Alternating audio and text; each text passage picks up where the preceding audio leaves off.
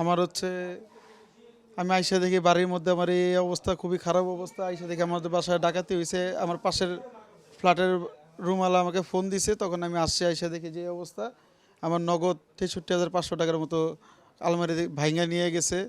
আমার স্বর্ণের অহংকার ছিল প্রায় আমার বিয়ের, আমার আম্মার স্মৃতি ছিল প্রায় ৫ থেকে ৬ ভরি, মিনিমাম ৬ ভরি মতো হবে, ওইটাও নিয়ে গেছে। আর বিভিন্ন অর্নামেন্ট ছিল আমার বিয়ের, ওগুলো শুদ্ধ নিয়ে গেছে।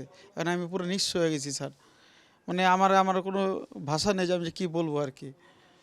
এখন মন মানসিকতা ভালো না, এখন কি করব, এখন মাথায় কাজ করতেছে না। আমি 999-এ ফোন দিয়েছি। 999-এ ফোন দেওয়ার পরে ঘটনাস্থলে ওনারা আসছে, পুলিশ আসছে। পুলিশ এসে লিখে নিয়ে গেছে, যা লেখে নিয়ে আমি বলছি। আর ঘরে একদম আমি পুরো নিঃস্ব হয়ে গেছি, আমার কিচ্ছু নেই এখন। এখন আমি কি করব, আমার মাথায় কাজ করতেছে না এখন।